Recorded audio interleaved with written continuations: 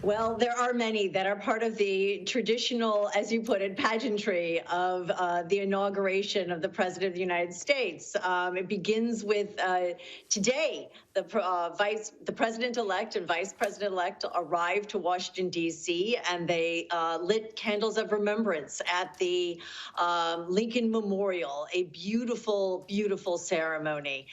They will then head off to the President's guest house, the Blair House, which is directly across the street from the White House, to spend the evening.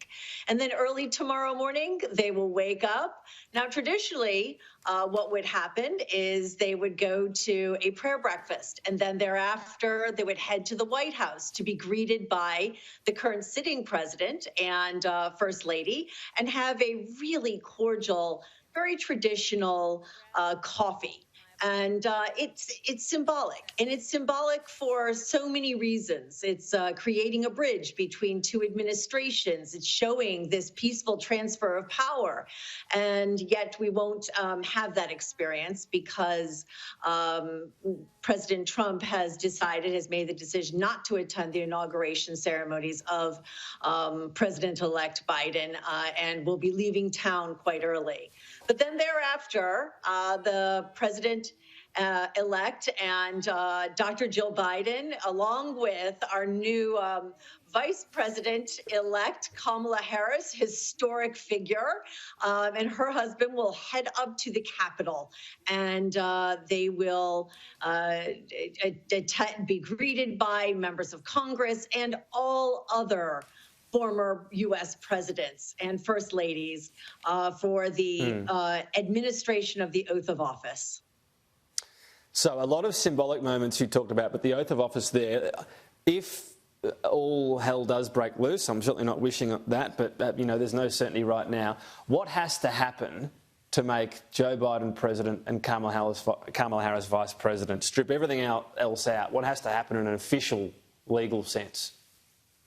There really is the very simple administration of the oath of office, the raising of the hand, laying a hand on a Bible, of which he will lay his hand on his family Bible held by his wife, Dr. Jill Biden.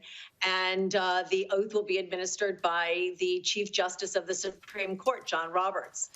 Once that happens, and it is quite quick, he is president. And that happens at noon precisely. Right, and I guess that's why we saw I guess we'll all remember those pictures of Lyndon Johnson being sworn in on the plane all those years ago, again, under very different circumstances. You mentioned Donald Trump not being there. He'll be in Florida.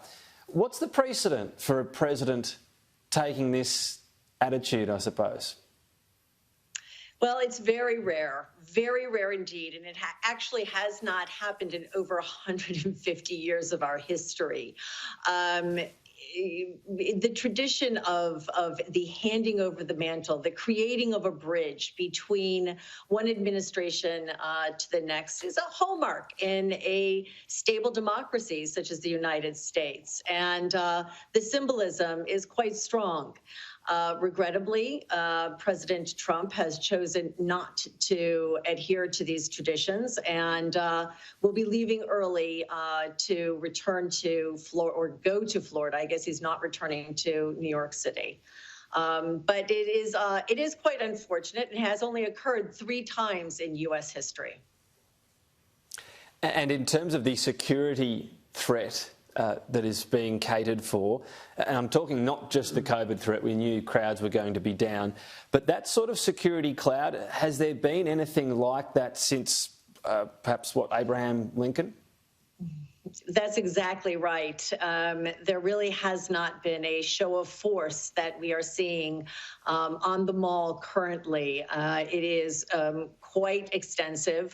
There are due to be about approximately 20,000 troops in attendance to protect the perimeter of the Capitol and to protect the new president and vice president.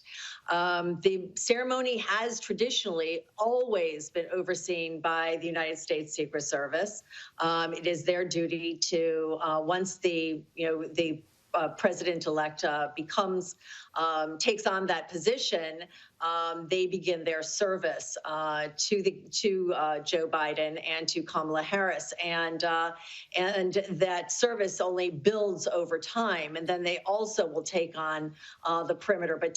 But tomorrow we will see much more extensive security, from a National Guard to Washington, D.C. police presence, and then inclusive of the Secret Service and the Uniform Division Secret Service. The world will be watching. We hope it goes as smoothly as possible. Of course, Washington and also some security threats around the country, but it will still be an historic day. Capricia Marshall, thanks for your time today. Well, thank you so much for having me.